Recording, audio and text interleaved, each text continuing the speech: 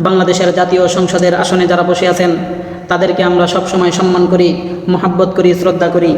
আপনাদের কাছ থেকে আমরা ভালো কিছু আশা করি।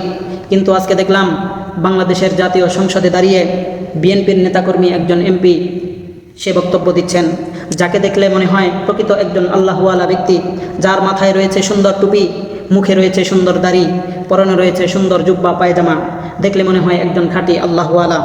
কিন্তু আপনি সংসদে দাঁড়িয়ে হিজাবকে নিয়ে কটূক্তি করেছেন, বোরখাকে নিয়ে কটূক্তি করেছেন, আল্লাহর ফরজ বিধানকে নিয়ে আপনি তুচ্ছ-তাচ্ছিল্য করেছেন। এমন কুরুচিপূর্ণ বক্তব্য, আচরণ আমরা আপনার দ্বারা কখনো আশা করিনি। অতএব আপনাকে আমরা বলতে চাই, আপনি যে কুরুচিপূর্ণ বক্তব্য দিয়েছেন, অনতিবিলম্বে আপনার বক্তব্য আপনি পরিহার করবেন এবং আল্লাহ পাকের কাছে আপনি তওবা করবেন।